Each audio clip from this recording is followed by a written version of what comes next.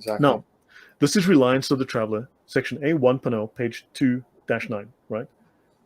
They say here, notice, from Islamic law, the world and what is in it are accursed. Gnosticism teaches that the world is Exactly. cursed. And they say that the only thing that is good is the remembrance of Allah, the dhikr, which is a practice of also the Sufis and the high scholars. And that which Allah loves is someone with the sacred knowledge or someone learning it, someone with the gnosis. So let's hammer that. Guys, you see, this is the Reliance of the Traveler. So did you see what he just showed you, the connection with Gnosticism? Matter is evil. What did this manual of Islamic jurisprudence say?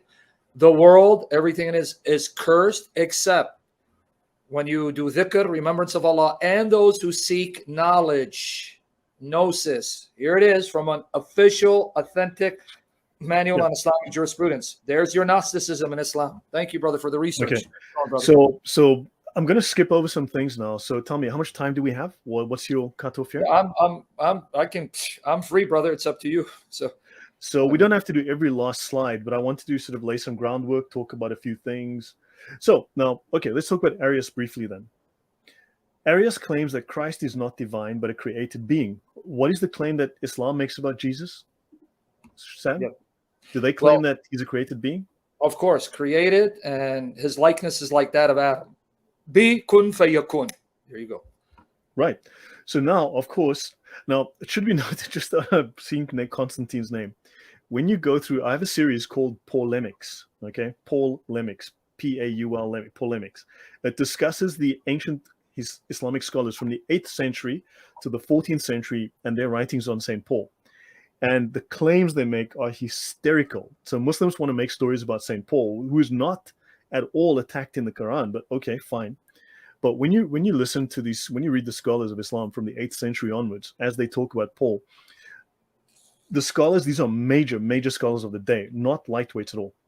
They claim that Christians worshipped Islam for 81 years after the death of Jesus, and then they were misled by Paul into accepting Christianity. So Paul was alive 81 years after the death of Jesus, fine and well. So he was alive in the 2nd century, right? That's the only conclusion one can draw. But Paul was the king of the Jews, because they confuse him with King Saul, who lived in 1000 BC. So Paul was King Saul, right? Paul was also the son of Constantine from the 4th century or 3rd century.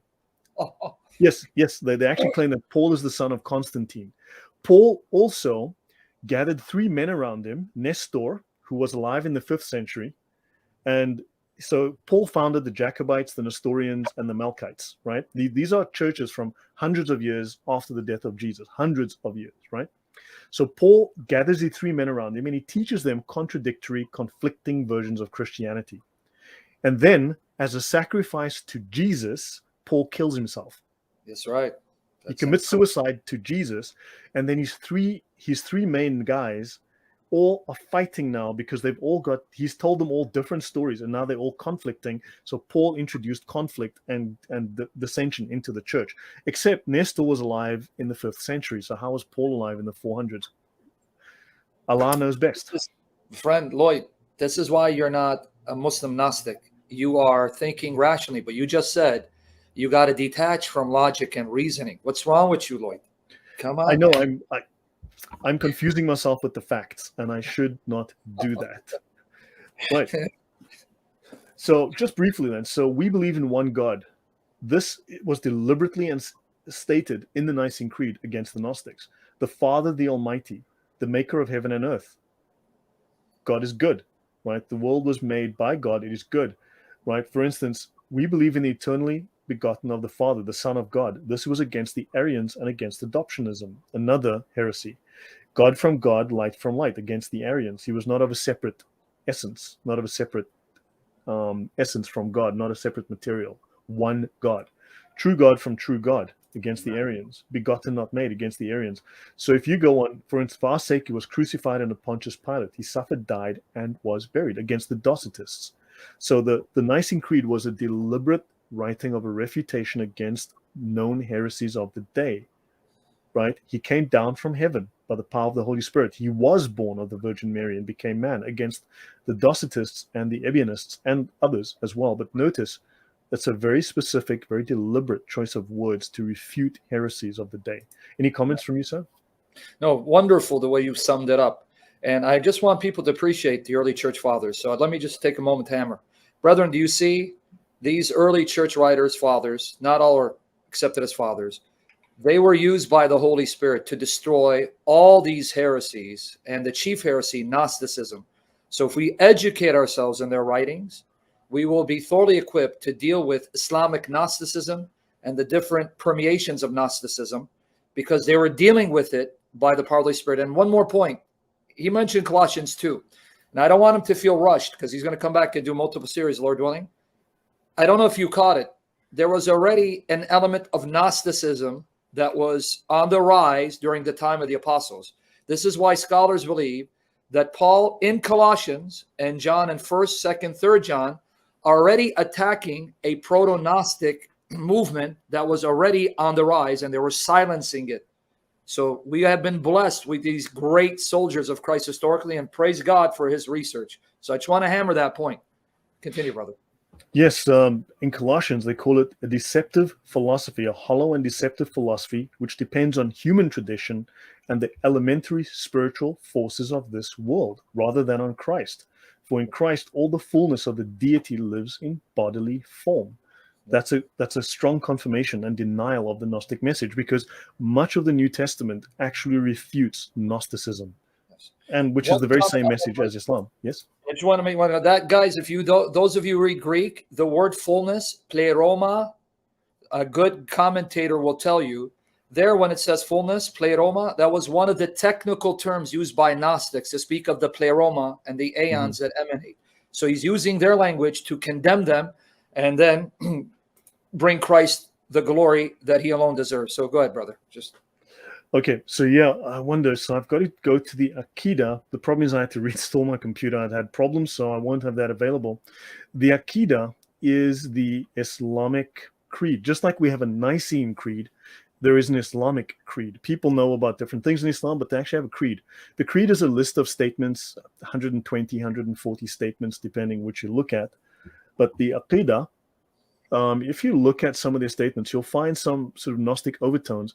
But one of these statements in one of the most famous of the Aqidahs, of the creeds, is in matters where our knowledge is insufficient, we say Allah knows best. That phrase is actually summed up in the Aqidah. That is, it's an article of faith. The Aqidah contains the articles of faith of Islam. It's the equivalent of the Nicene Creed in Christianity. This is the Islamic version of that. So then they say Allah knows best. And I won't go into that right now. That's more of a Sharia technical discussion, but just be aware of that. So Arianism, it's a form of Unitarianism, and it is anti-Trinitarian, of course. It remained popular even after being denounced as a heresy, and much of the Nicene Creed refutes Arianism. Right? His basic premise was the uniqueness of God, who is alone, self-existent, not dependent for its existence on anything else, and immutable. That's Allah. Right? 100%, man. He held the Christological position that Jesus, the Son of God, was a lesser being created by God. The Son had no direct knowledge of the Father. That's an Islamic claim. Exactly. Arius' teachings reduced the Son to a demigod and reintroduced polytheism, since worship of the Son was not abandoned. So really, I mean, I have a different presentation on Arius personally, but yes, he introduced polytheism. Can I encourage you, brother? Set up a series of talks for the upcoming year. Set them up, even on Arius. You let me know which talk you want to do next. You set them up. We'll schedule them. I want you to come and do all these talks. Fantastic. Well, thank you. I'm really grateful. I'm really happy. I want people to know about you, because you, and I'm not saying this, if I didn't think this, I wouldn't have you. You are a gold mine of information. You're a blessing to the church. We need to get you out there and get people to access your material. So I'm letting you know, you set up a series of talks throughout the year. You tell me the order you want to do. Send me thumbnails. We're doing it, even as early as next week, God willing. Fantastic. No. So Arius undermines the Christian concept of redemption, since only one who is truly God could be deemed to reconcile humanity to the Godhead. right? So there are some major theological issues and errors now. Docetism. So I wonder, should I continue with this, or let me see if I should? Whatever you feel led. And just to confirm another thing that Lloyd said, this is why he's blowing me away. I've heard his talks, but now it's all coming together. Are you guys aware? Now, just to tell you why God has blessed us with individuals like Lloyd and technology. Did you know that John of Damascus identified Islam as Arianism? John of Damascus, writing in the 8th century AD, 700s, he actually believed that Muhammad was taught by an Arian, so it's a form of Arianism. Isn't it ironic? He's making that connection for us here. That is really no. I have a series on Islam and Gnosticism as well, a different series which goes into deep technical detail, deep historical Please, detail, let's do that. showing how everything in Islam can be linked back to the Gnostic groups. Everything. Of course, prior to that, you've got paganism. So it's just this soup of things. But 2 more slides on this, and then I go more into Islam. And if anyone has any questions about some of the more, so towards the end, I can skip a bunch of stuff. I can always come back to it later, and I can jump into some of the more specifically links to the KKK, links to Masonry, and so on. Okay, yeah. Docetism, a brief summary. Okay, from Greek dokein to seem, one of the earliest anti-Christian doctrines that became important within Gnosticism. They said that Christ didn't have a real body. So, right, notice this heresy developed from speculations about the imperfection, the impurity of matter, right? They denied Christ's resurrection and ascension into heaven, right? Okay, so of course Muslims deny this as well, but no, esoteric. Now, when you read into Islam and you speak, there's so many references in the encyclopedia to the esoteric nature of Islam, designed for or understood by the initiated alone. And when you look into the magical aspects, the occult of Islam, you're going to see the initiates. They speak of initiates, the initiated. If you're a lay Muslim and you're in the comment section, you're not one. I'm sorry. You're on the bottom rung of the ladder. Wow, amazing. So it is requiring or exhibiting knowledge restricted to a small group. Didn't we show that the ulama have knowledge restricted to a small group? 100%. Limited to a small circle, special, rare. Well, that fits the idea of the ulama, right? Wow. So there's a magical practice going on that we're not aware of. We need to dig into that, right? Docetism, finally, biblically, early forms are alluded to in the New Testament, like in John, right? Especially John. The whole book of John, some say, is specifically written as a refutation of Gnosticism, of Docetism, right? Yes. So, not every spirit, believe not every spirit, but try the spirits, because many false prophets are gone into the world. You know the Spirit of God. Every spirit that confesseth not that Jesus, okay? Every spirit that confesses that Jesus Christ is come in the flesh is of God. But every spirit that confesseth not that Jesus Christ is come in the flesh is not of God. Yeah. And therefore, from the Christian point of view, Muhammad could not have been speaking to a good spirit. Right? Yeah. He was speaking to one that is not of God, satanic. And this is that of the Antichrist. Right? Even now, it is in the world. So I think people should be familiar with that already. Many deceivers are entered into the world. Brother, yes. Quickly. Brethren, do you see? John is already dealing with a form of Gnosticism, the Docetists. You see it? He just quoted it. So you catching it? It's already on the rise. That's why John says the Spirit is already working during the 1st century. So catch what you're reading, brethren. Focus. Continue, brother. No, thank you. I appreciate that. So the New Testament has heavy, heavy polemics against Gnosticism. It's a real problem. And we're going to eventually link Gnosticism to Islam. And you'll see that the New Testament warns us about these ideas, these negative, satanic, quite literally anti-Christian ideas. So anything that confess not that Jesus Christ is come in the flesh is a deceiver. This is a deceiver and an antichrist. Arianism. They believed in one God. They taught that Jesus was the Messiah, the true prophet. The Lord thy God will raise up unto thee a prophet from the midst of thee. Well, their first mention is in the works of Saint Irenaeus in his Adversus Heresies, Against Heresies, 180 AD. They rejected the virgin birth of Jesus, claiming he was the natural son of Joseph and Mary. All right? And the Ebionites believed Jesus became the Messiah because he obeyed the Jewish law. They followed the law, but removed what they didn't like. Okay? So now, This included vegetarianism, holy poverty, ritual ablutions. So they held on to ritual ablutions, oddly enough, the Ebionites. They rejected animal sacrifices and held Jerusalem in great veneration. Now, it's interesting, they adopted vegetarianism because they believed that Jesus was the final sacrifice, and therefore, see, back then, 2,000 years ago and more, meat was something that people didn't eat often. Meat was eaten on special occasions, usually after a sacrifice. But after Jesus, there was no more sacrifice. Yeah, And therefore, there was no more eating of meat, which tells us then, based on these ideas of the Ebionites, these Gnostics, that vegetarianism is a religious practice which follows this Ebionite idea, because there is no more eating of meat, because meat is something you eat after sacrifice, but that's been abandoned now, and therefore we must all be vegetarian, which is worshipping this idea of Gnosticism.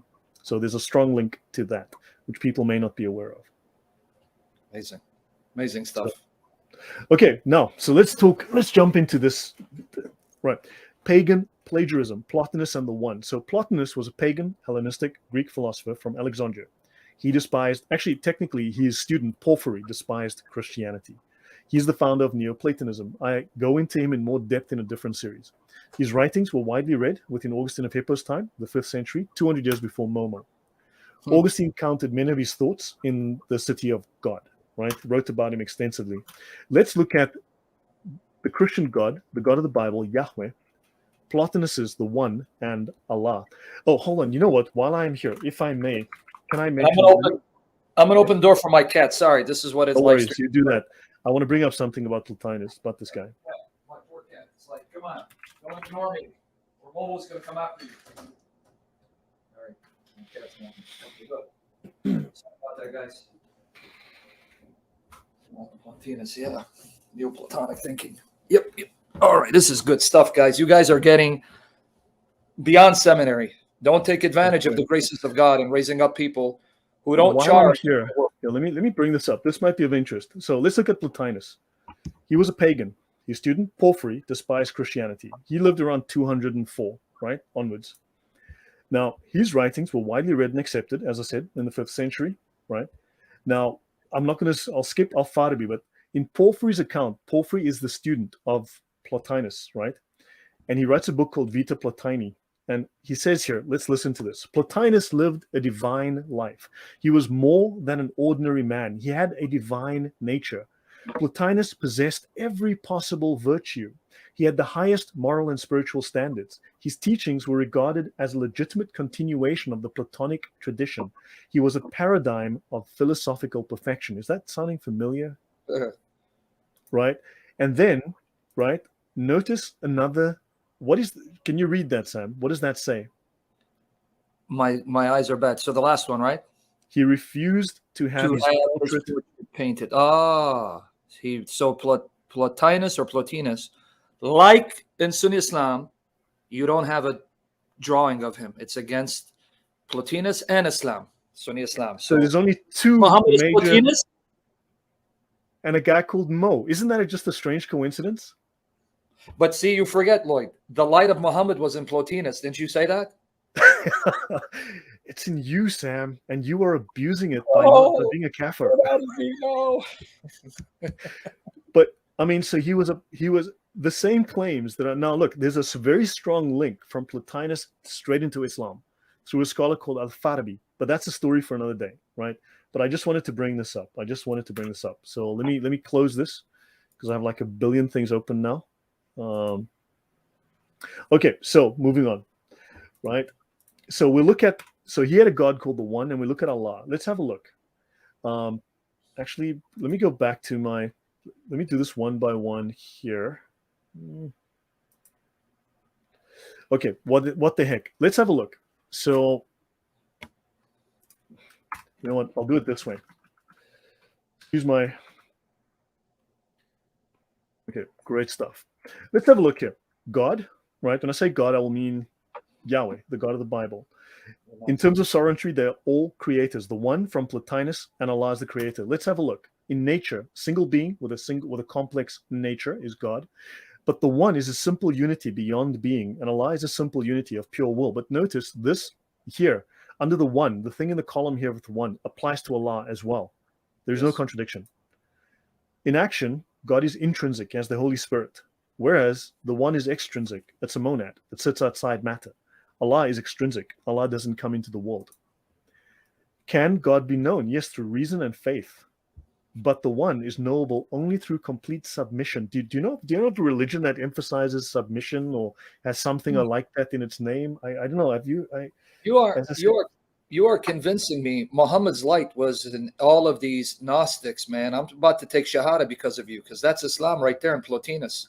Yeah, knowable through complete submission. But this applies to Allah as well. Can't be known, right? Let's have a look. Man's nature is free in the Bible, right? But for the one, you're a slave. And to Allah, you're a slave. Just a coincidence, I'm sure. Basis for obedience is love, but in the one, it's mysticism, and in Islam, it's fear. But notice, for the scholars, Allah is known through the mysticism, the gnosis, which we discussed briefly earlier. Then man's will, you have free will in the Christian doctrine, but you impose your will on another. Jihad! Right? Now, you know that Islam is a deen. It's not a religion, it's a deen. It calls itself a deen, which is a political system. And the deen defines itself as a political system that is imposed through force. So this is also the same in Islam. And then the final one is you will submit to the Creator. You will submit to the Creator. This is, so far, we are 1-for-1 between Allah and Plotinus's monad, his Gnostic monad. And then finally, there's no mention of the day of resurrection. But I thought this might be interesting to know. My goodness, the similarities. Do you see the parallels here? This is Allah, basically. Obvious. Taken from the Gnostics. Yeah. Right, so moving on. Now, Plotinian Islamic jurisprudence. So if you go into the Encyclopedia of Islam, they speak of the word madhab. Now, do understand, the word madhab does not mean school of law. That's the school of fiqh. Madhab is a way of thinking, a way of persuasion. Madhabs means that they are persuasive, right? The 5 schools of law in Orthodox Islam. So madhab, a school of persuasion. These were the 4 most persuasive people. Not saying they were the most accurate, they were the most persuasive. But they speak of the madhab al-Hadrat, okay? And you'll notice Hadrat Ali, Hadrat Aisha, Hadrat Umar, right? They said that. Madhab al-Hadrat, the name for the Plotinian scheme of dynamic emanation. Wow. So Islam believes in the they've absorbed the Plotinian idea into their idea of how Allah creates through this monad, this Gnostic monad. I mean, this is such a crazy find.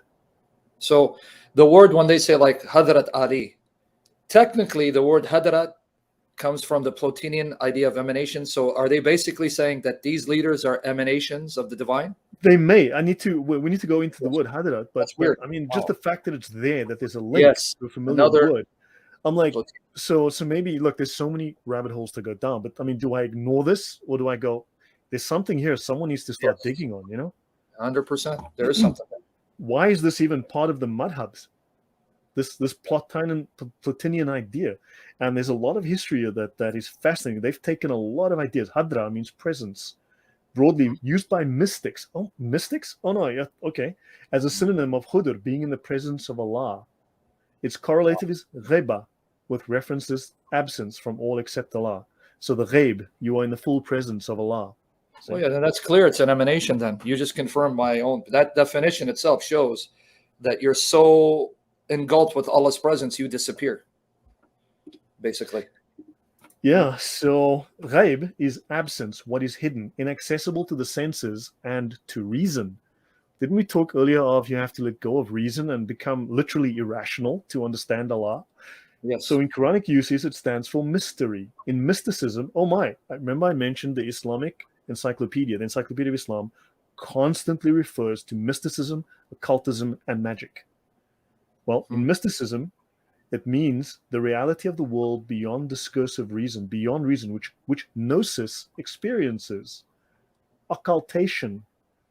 In mysticism, your thoughts? My goodness. So the Encyclopedia of Islam, I want people to understand, this is not a joke, the reference he's referring to.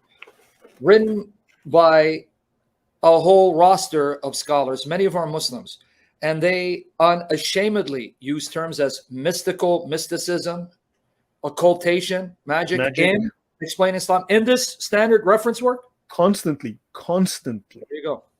There you go. It's right there, guys. He's not lying. So you Muslims don't attack the messenger. He's quoting Muslim scholars and scholars of Islam in a standard reference work that is pro-Islam, not anti-Islam. So we got to keep saying that to the Muslims who are going to demonize you. You're a liar. You don't have the light Muhammad in you, brother. Yeah, in fact, someone mentioned the occult is part of the Hamas charter, and it's true. It's actually true. It's in there. It's actually in the Hamas charter. That's a discussion I've brought up in other subjects. Yeah, it's not part of this, but yes, the occult is mentioned. The secret knowledge, the ghaib, the ghaiba, is mentioned in the Islamic. They claim that, actually, hold on. If you bring up, I'll do it another time. I don't want to get distracted now. But when you read the Hamas charter, they say that the Muslim Brotherhood, right, are skilled in two things. They have perfect knowledge of Islam, and they have knowledge of the occult, of the unseen, the mysteries. So this is magic. This is mysticism. This goes back to this. What a filthy demonic religion Islam turns out to be, brother. Thank God for you. Go ahead. Right. So let me see. Islam, Muhammad, and his religion. So this is Arthur Jeffrey, right? He's a very famous scholar. He was a professor, PhD, at Cairo University. So he's written, I've spoken about him. At what university? Cairo. And that's in Egypt, a Muslim stronghold? I haven't heard of Egypt. I'm not sure what that place is, but it sounds kind of Arabic. Yeah, because I want people to know Arthur Jeffries is considered one of the renowned leading scholars of Islam. And he's teaching in Cairo, Egypt, which is an Islamic center. So if he was considered a blasphemer, he'd be killed or thrown out of the country. But go ahead, brother. Actually, so while we're here, so since we're talking about Arthur Jeffrey, let me bring this up. Let me go here. People might find this interesting. This is from Arthur Jeffrey's books, Foreign Words in the Quran. Okay, let's have a look. So this is in 1937. He published in 1938. So this is like a 1937 survey that he did of foreign words in the Quran. Now let's have a look. Okay, he counted how many languages and foreign words. Now this list is out of date. Right, he's got over 2,000 words in this one. So he's got here 2,059 words. We know today there's even more, but this is from Arthur Jeffrey's book. Okay, so notice we have 55 identified languages in the Quran, which is pure Arabic, though. What's wrong with you? It's pure Arabic. Kurdish, Tamudic, Old Turkish, Amharic, Egyptian, Sumerian, Coptic, Old Persian. I mean, heck, down here they even had Norse.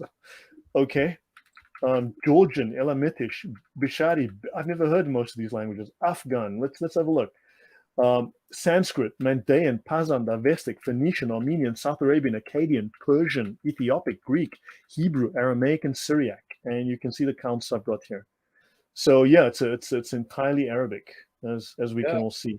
Because you don't have the light of Muhammad. That light left you. That's why you don't see. Detach from reality, Lloyd. Detach from logic.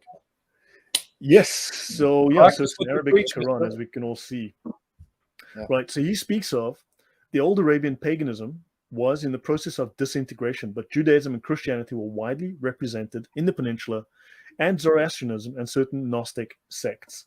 And he says it was Muhammad who succeeded in syncretizing basic elements of Judeo-Christian faith and practice with native Arabian paganism, basically is what he's saying here. So this story goes way back, all right?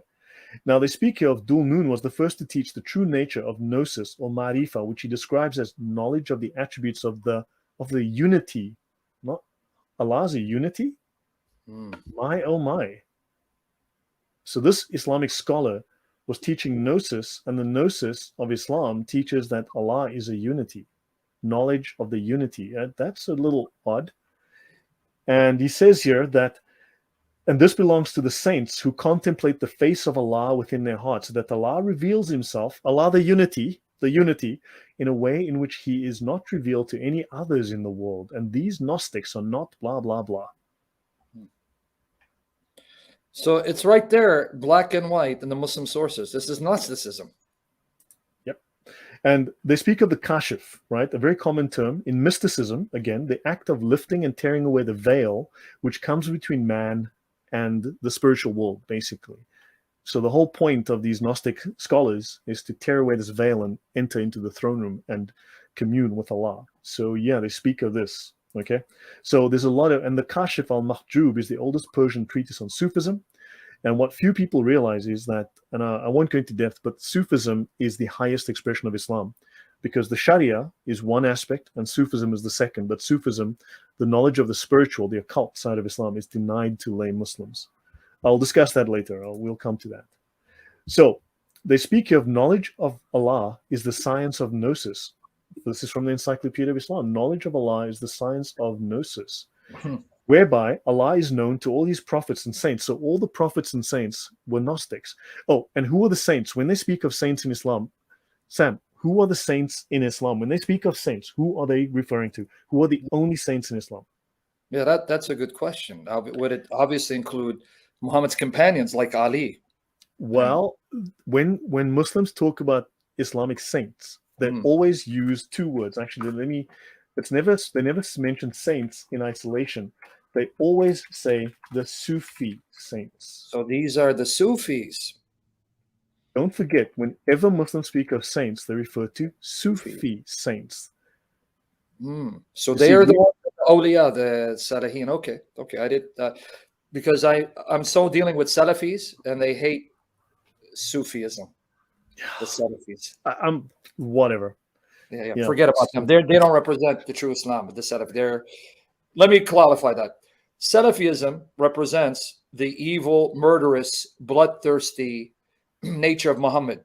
But as he's telling you, this information is what's taught widespread among the scholars of Sunni and Shia traditions, not just Sunnis, by the way. Yes. They may think that even the Shia follow this. So, yes. In fact, they claim that, for instance, two things. One, the scholars claim that Shia belief and Sunni belief merges. The bridge is Sufism. This is where they have commonality. They believe the same things. And two, if you go to Al-Azhar University now, Al-Azhar, we can look at the meaning of the word Al-Azhar another time, but people say, okay, Al-Azhar is the oldest, most prestigious of the Islamic universities. It produces thousands of imams, the most famous, the most highly trained imams, and they have the 4 schools of fiqh, or the madhabs there. So you learn to become an Islamic scholar, a sheikh, a mufti within a given school, right, within the 4 schools. What few people realize is that Al-Azhar also teaches the 7 schools of Sufism. So if Sufism is a bunch of hocus pocus and it's unimportant and Muslims don't care, why is Al-Azhar the most famous, the most highly regarded Islamic university on the planet, teaching the 7 schools of Sufism? And not only that, the rector of Al-Azhar, the man who runs it, is a Sufi. The guy before him who ran it was a Sufi. If Sufism is a nothing, then why is the guy in charge? Because Sufism combines all of Islam. Yeah, exactly. And for those of you who don't know, he's not talking about some joke university. It's world-renowned Islamic university till this day. Yes. I mean, Barack Obama, his first visit to the Middle East was to Al-Azhar because it's the center point, the focal point of Islam. So now notice they mention here that this knowledge is known to all prophets. It cannot be acquired by ordinary means, but it's a result of divine guidance and information, knowledge, the gnosis. Knowledge from Allah is the science of the sacred law, the ilm al-shariat. Okay, which he has commanded and made obligatory upon us. If you're a lay Muslim, that's not you, buddy. Okay, so now they speak of the uncovering of the first veil from another source. The gnosis of Allah. Lovers with the sword of his glory, and hath let the hearts of Gnostics taste the joy of his communion. This is how Muslims find communion, the scholars only. There's a reason for this, because the scholars, actually, no, I'm not going to go into that. That's another, it's just a constant, but the scholars have a special... People. He'll be coming back, God willing. He's going to do multiple series on specific topics in depth. So if he decides to defer it, be patient. He's coming back, God willing. And I put the link to his YouTube channel and his hard drive in the description box, so you can go back and watch on his channel and subscribe and support this brother for the glory of Christ. So go ahead, brother. Yeah, there's just, man, it's just so easy to go on tangents. So notice, gnosis is unsound without any acceptance of the law. So the Sharia and what they call the Hakika operate together, because you have there are two elements to Islam: the Sharia, right, which is one half of Islam for the lay Muslims, and you have the Haqiqa. This is for the scholars only. This is the secret knowledge available to the scholars. This is the boss level for the scholars, and they must master both, right? And they speak of the Gnostic turns his back on other than Allah and is cut off from worldly things. So yes, he disassociates from reality. And well, there you go. You spoke about that earlier. Yeah. Wow. So if I wanted to be one of these scholars, and I'm going on a tangent because I'm wondering, how do you end up becoming a scholar? Because Hamza Yusuf has studied these elements, what you're talking about. Mm-hmm. So it's not just anyone can enter this guild, right? I mean, it's very hard to get to that level. You have to find a teacher that sponsors you, and then he has to train you, he has to judge you. They'll give you a hard time and see if you drop out, and then eventually they start to guide you. So it takes some time. There's exactly what happened to Hamza Yusuf. He went to West Africa and did what you said. See, all right, okay. May the Lord Jesus save us from this filth and this demon doctrines. But go ahead, brother. Yeah, so you can see just the word gnosis. I'm not going to go into this, but there's just that gnosis. If you look at the scholarly writings of Islam, the gnosis is everywhere. I mean, just gnosis everywhere, right? Okay, Gnosticism, similarities with Allah. So you have the demiurge. This is what they consider Yahweh, right? One of the eons, he created the physical world. He was an evil god. He created an evil world of evil matter. The demiurge is malevolent, evil, a false god. This is why even Muslims today believe that the God of the Bible is evil. That, for instance, you may not know, but Islam is the Deen ul-Haq, the religion of truth. But Haq really has connotations of the ultimate reality. And don't forget, Muhammad is the ultimate reality. Muhammad is the essence of nature, the essence of matter, the essence of the world, right? Allah made the world from Muhammad. So you were made assembled from Muhammad's essence. Yeah. The demiurge is a heavenly being subordinate to the supreme being that considered to be the controller of the evil, physical, material world. He's antagonistic to all that is purely spiritual. He wants to keep us locked in the material, which is why transgenders want to be separated from their bodies because, you know, what's going on in my mind? You know, I believe I identify as. And the Sufis want to also escape the rational world and enter into the pure spiritual. This is a Gnostic tendency. So the Jesus of the physical realm would be evil. So Islam is the Deen ul-Haq. What few people realize is that by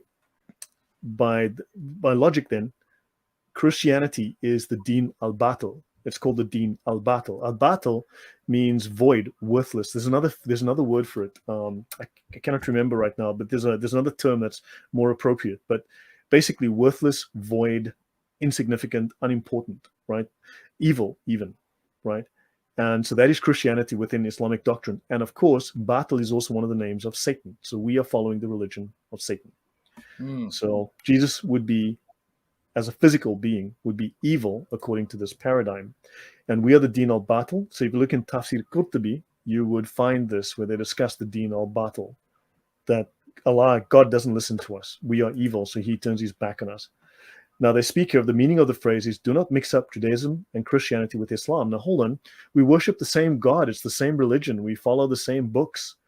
But they do not mix up these religions with Islam because we are the religion of falsehood, batil, which is unsound and worthless and in vain. So the false is also one of the names of Shaitan. The word Shaitan also comes from the Ethiopic. They got that from Ethiopia as well, amongst many things.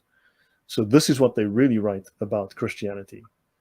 This is why ecumenical movements, these movements today, it's doomed to failure. It can never work. So you're saying that when the Quran says, say to the people of the book, your God and our God is one and we submit to him, you mean we cannot find commonality? See, there you go, you Islamophobe. I mean, look, think about this. An Islamic scholar, a great Islamic scholar wrote this. I didn't write this. And these guys are saying, well, you know, actually, you're getting the Quran all wrong. This is what it actually means. This is what they teach. This is the doctrine. So, briefly speaking then, so actually, you know what? I want to skip ahead. Okay, this here is from the Reliance of the Traveler. Knowledge of the heart, communally obligatory knowledge, religious sciences, knowledge. See, the scholars are the people of knowledge. They have the gnosis. This is permeated Islam through and through. This idea of knowledge, right? Now they speak of the superiority of sacred knowledge over devotions. Let's have a look at what it says here. Nawawi, the most famous of the people in the Shafi'i school, he's the most famous scholar within Shafi'i school. He's like the capstone of the Shafi'i, madhab. Say, are those who know and those who do not know equal? Well, of course not. In the Quran, right? And he says, Allah raises those of you who believe and those who have been given knowledge whole degrees. There's a lot more to be said about this, but so if you have the knowledge, you are raised a whole degree, right? And the superiority of the learned Muslim over the devotee, that's the lay Muslim, is as Muhammad's superiority over the least of you. This is the importance of the scholars of knowledge within the Sharia. This is the word of the Sharia. This is Allah's eternal law. So people get what you just said. Did you guys hear it? Ed Nawawi wrote a commentary on the Muslim. Did you hear what he just quoted? Someone with knowledge is superior to someone who even prays 5 times a day. Notice, if you're devoted and you perform Islamic practices, that's good. But if you have this deeper knowledge, you're even better. Are you catching this? This is Gnosticism at its very core. Yep. So let me... They're calling the Sharia police on you. You see that? Sorry about that. Yeah. That's okay, brother. As you talk, again, go ahead. I'm going to bring that. So they repeat this. The superiority of the learned Muslim over the devotee is like the superiority of the moon over all the stars. And he says the learned are the heirs of the prophets. So the scholars, right, the ulama, are the heirs of the prophets. The prophets have not bequeathed money. They have left sacred knowledge. So the Muslim imams, right, the mujtahids, are the heirs of the prophets. So they must be listened to because they are... So basically, when you look at the imams, the ulama, you go to Al-Ghazali, you go to Al-Azhar, these guys are the heirs of the prophets. They stand in along, so they're very important. This world and what is in it is accursed except for sacred knowledge or secret knowledge. Right? And studying sacred knowledge is a prayer. So you're praying more than 5 times a day.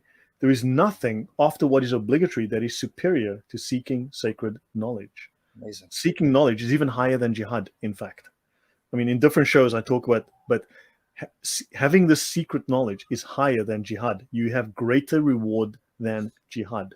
The scholars receive a greater reward than those who die, who kill and are killed in jihad.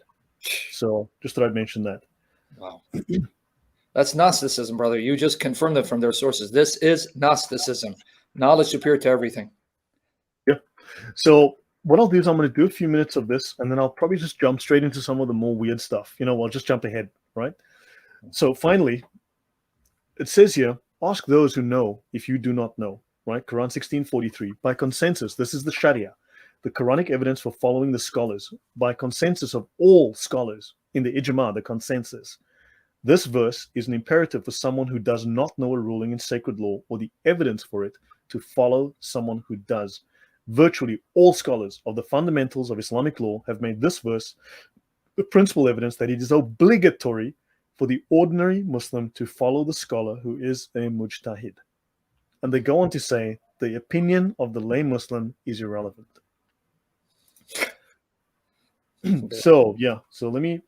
So they speak of you have to follow. So I'm going to jump ahead here. So let me do this. So I'm just going to jump into some of the weirdest stuff. So I'm going to go well ahead. Okay. So let me go. You're seeing my background there. So I like that. Peacock. Yeah. Okay. Let's have a look. Let's start here. Let's jump into some of the weird history. So I'm jumping ahead. I'm skipping over a bunch of slides. And let's go here. Hamas Charter, Article 2 in the Occult.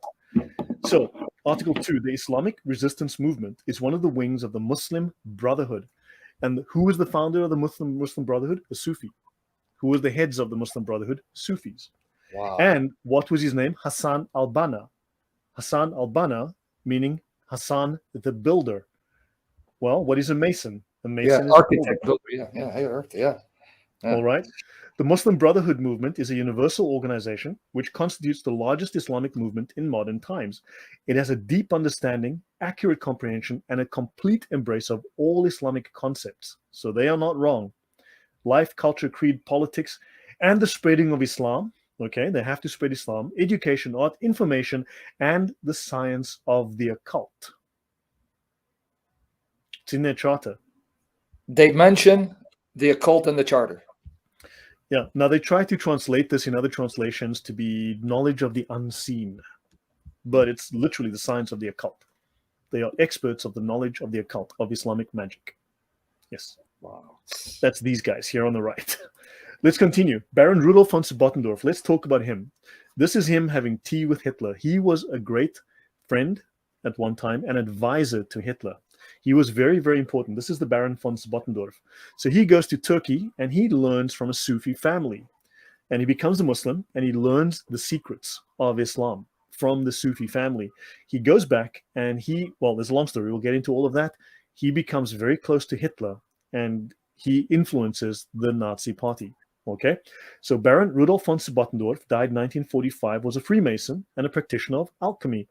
Alchemy, of course, comes from Islam. The word is Islamic. In 1900, he goes to Turkey. He meets the Jewish Termudi family. Now, this is funny to me. I copied this straight out of the text because if they are Sufis, they're not Jewish. They're Muslims.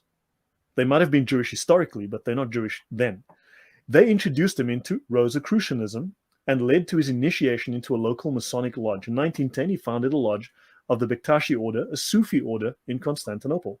Goes to Germany in 1917. He founded the Thule Society, which is an occult organization that led to the German Workers' Party, which Adolf Hitler joined in 1919. Oh, wow.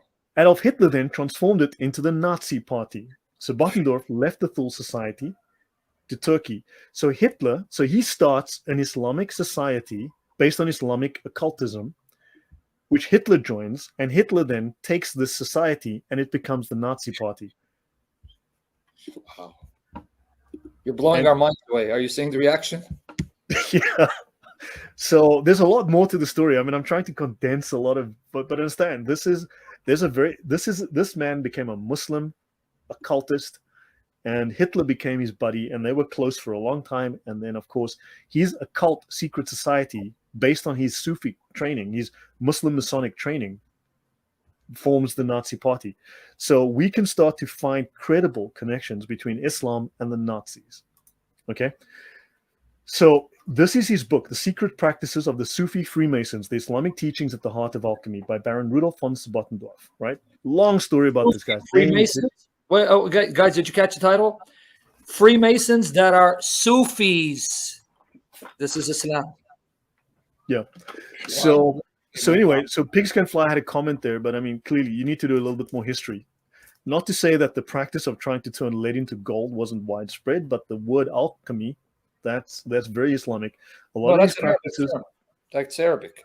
Alchemy. Yeah, came out of Islam. No, the secret practices of the Sufi Freemasons. Okay, the Islamic teachings at the heart of alchemy. Because alchemy, well, the Muslims invented it, all right? They had the secret knowledge, right? Let's have a look. So he reveals in this book the secret spiritual exercises of the Sufi Bektashi order. He shows how this order, known as Oriental Freemasonry, preserves the ancient spiritual doctrines forgotten by modern Freemasonry.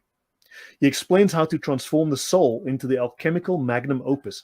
In other words, to become the perfect man like Muhammad. Sufis want to become perfect. So this is not turning lead into gold. That is considered matter is evil. Don't forget. You want to turn your soul into the perfect soul. You want to become the essence of Allah, right? So you want to do a spiritual transformation. So this is the magnum opus by combining Masonic grips, Masonic hand grips, and the abbreviated letters of the Quran, like Alif, Lim, Mam, all those letters. What do they mean? Nobody knows. Well, the Sufis will tell you, you repeat those in incantations and you disassociate your mind and you end up in the spiritual realm and you end up in the throne room shaking hands with Allah and having tea. Is it chai? Is there milk in the tea? Look, man, I'm hoping to pay somebody off and find out. But again, I'd love to help you here. But But yeah, so guys, look, if you like what I'm talking about, please go to my channel, like, share, Yes. subscribe, all I of this. linked to his YouTube channel and his drive in the description box. You see this guy's on a whole nother level by the grace of God. You need to subscribe, watch this stuff, invite him to your channels. We need to make this man famous for the glory of Jesus, not for him, but for the glory of the Lord. We need this stuff out there. So what people don't realize is Muhammad was the Insan al-Kamil. Let me go back to that. So Muhammad was the Insan al-Kamil, which in English translates to insane as a camel. Okay, I have it. It's Latin for insane as a camel. So Muhammad was Insan al-Kamil. In other words, he was the perfected man. Now, don't forget, what did Hitler want to? Well, the Aryan was the perfected man. Where did he get that idea? Maybe from a Sufi that believed in this stuff. You never know, right? Where did Hitler get the idea of the perfect Aryan man? Well, maybe he got it from a Muslim who was teaching it to him. So this book is published in 1924. It's quite rare. And he reveals secret spiritual exercises of the Sufis, Muslims, of how this order, known as Oriental Freemasonry, preserves ancient spiritual doctrines, and he explains how the mysterious, abbreviated letters found in the Quran represent formulas for perfecting the spirit of the individual. So you become the perfect man. So he says these formulas incorporate spiritual power into the body. They transform the soul from its base state into a noble, godlike state. The magnum opus of the medieval alchemists. They are creating the perfect man. My goodness. It's mind-blowing that it's all there and yet hidden in plain sight. The Islamic roots of Masonry and as well as Nazism. So when someone tells you that Hitler was a Christian, so Nazi I need German, to do a story on that another time, but of course that's false. And look, maybe he was Christian when he was 5 years old, right? But I mean, seriously, that's just another myth. But yeah. So amazing. So yeah, but that's a story for another time. So he speaks of this. He speaks of the abbreviated word formulas in the Quran and the hand gestures that go with them, and the exact order and duration for each exercise of how to achieve perfection in your soul. Apparently, the book doesn't really reveal enough, whatever. But this is the claim. This gives us an insight into this practice as to what the Sufis see in the Quran, what the magical aspects of the Quran actually are. And of course, hold on. You know what I should also do? So let me do the following, because this might be interesting to everyone. Let me go here. Actually, hold on. This might be interesting. I'm going to look up the word ahruf. Okay, let me bring this up. So, Sam, this might be interesting to you. Ahruf. Everyone knows about ahruf and kira'at. Well, ahruf is just a reading. It's a dialect. Okay, true. Not false. Harf. Arabic. Okay, adjective, plural, huruf or ahruf, letter of the alphabet, also word. More information in the Encyclopedia of Islam, volume 3, page 204b. In grammar, okay, it is also a Quranic reading, a dialect. Sure, that is one of the meanings. If you go to these books, volume 3, 204, or volume 3, 597, you're going to get a paragraph of information about this, okay? But if you go a little lower and you look at this definition of the ahruf here, the science of the ahruf, okay, the science of the ahruf, it is onomatomancy, a magical practice based on the occult properties of the letters of the alphabet and of the divine and angelic names which they form. I'll let you comment before I go on. Guys, did you hear that? One of the definitions of ahruf, huruf, do you catch it? Refers to a magical practice of Islam. Are you seeing it with your eyes? These are official sources, and he makes it available on his drive, which I've linked to. Guys, this is gold. Glory to Jesus for such individuals. May the Lord preserve him and use him mightily. He's revealing it. Islam is from the pit of hell, brethren. Al-huruf, ilm al-huruf, magical practice using the letters. There you go. Now, wow. I will go into this in more depth now quickly. I'll show you guys. But what's important here is that they speak of the angelic names which they form. Now, the Gnostics believed, right? Earth is a curse. Your body is a curse. Matter is a curse. You need to get out of matter. You need to get into the pleroma, the monad. You need to go into heaven, right? Into the spirit world only. Now, what you need to do is you need to get as far away from matter as possible.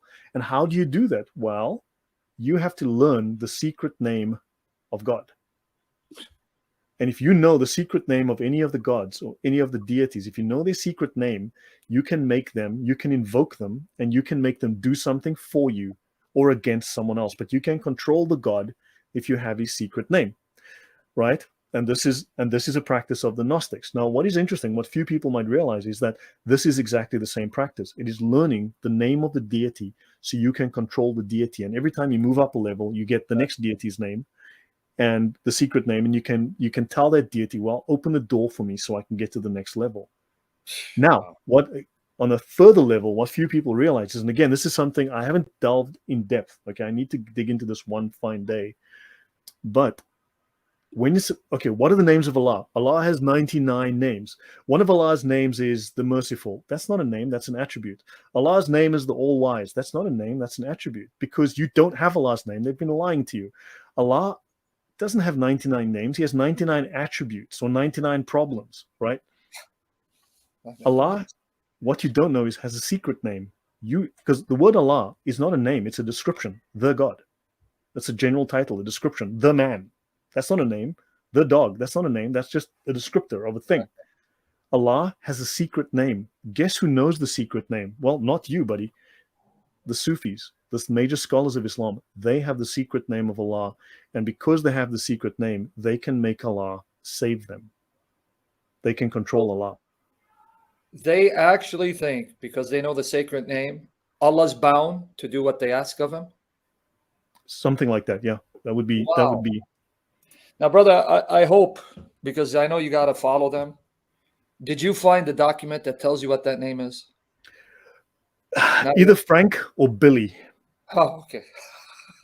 Well, Billy Goat, because the goat ate the last sheet with the breastfeeding verses. So yeah, I'm stuck. It's 50-50 at this point. I'm hoping with some research I'll be able to find that would be beautiful if we can find the name. But sadly, for us to do it, we'd have to become a Sufi who's influenced by Satan and filled with demons. And God forbid we never go that route. But man, it would be beautiful to find that name. Yep. So let me do the following. So let me actually just do this. Let me actually go to, in this reference, we mentioned here, I'll go a little bit more of this, volume 3, 595b. Okay, volume 3, 595b. So I'm going to go to page 620 here. Okay, so here we are. Hope you guys can all read that. No, you can't. Okay. Now, remember I mentioned that all of the other stuff, there's just a couple of paragraphs on a given topic, but this one has several pages dedicated to it. Oddly enough, it can't be important if they give several pages to it, you know. So, the science of letters, onomatomancy, a magical practice, okay, also known as Semiya or Simia. Now, what is interesting, they call it white magic. Now, you'll discover that they actually make no distinction between white magic and black magic. That's a story for another day. And they say here it is based on the occult properties of the letters of the alphabet. So Islam believes letters have occult properties. And they speak of arithmomancy or gematria. This is Islamic gematria. It should also be mentioned Semiya, this practice is something that is common. They speak of it in terms of the gypsies who would perform magic. But also Semiya is basically conversational hypnosis. Okay, we would know it as something like NLP, but these guys are supposedly experts at conversational hypnosis. It's based on alchemy. They can hypnotize you as they're talking to you? It's more like baffle you with bullshit. Yeah. Bullshit. Yeah. So now notice the 28 letters of the Arabic alphabet are divided into 4 categories of 7 letters of the 4 basic elements: fire, air, water, earth. The fire letters, the air letters, the water letters, the earth letters, as well as lunar and solar letters, right? And huruf is combining the letters to obtain a whole possessing particular properties which are supposed to lead to divination or magical effect. Wow. And an esoteric character is attached.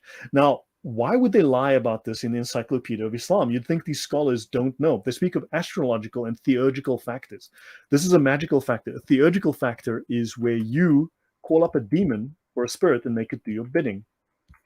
And finally, to understand the mystery of numbers is to penetrate that of the divine intelligence. To understand the mystery of huruf is to penetrate that of the Holy Spirit. What I find interesting is when you speak to the scholars, oh, we don't know what ahruf means. Nobody knows. It's a big secret. Go look in the dictionary. It's right there. Wow, this is mind blowing. So basically, guys, if you want proof, this is divination, this is magic, occultism, which means Allah cannot be the true God. He must be Satan or a demon, because they are using practices from the occult and divination that God condemns as being from the pit of hell, and they're using that to invoke Allah, showing Allah must be Satan or a high-ranking demon. Amazing. Well, that's the longest. So, man, I don't want to. Man, it's so easy to go off topic. But do you understand? It's hard to stay on topic because you can just. There's so many places to go with this. But is this making sense so far? No, you're blowing our minds away. That's why I said, please set up the series, the order you want to follow it. We can do one a week until you finish the series, whatever your schedule allows. I'm telling you, I want this stuff out there. I want people to know about your work. It took me a year to get back to you. Sorry, because life happens. But glory to God, God's timing is perfect. You need to come back, do these topics, please. Cool. So I'll jump around a little bit. I'll go to a couple of topics we'll touch on, and later on I can go back to the beginning and just go in more depth maybe. But I'll just introduce people to some of where we're going with this.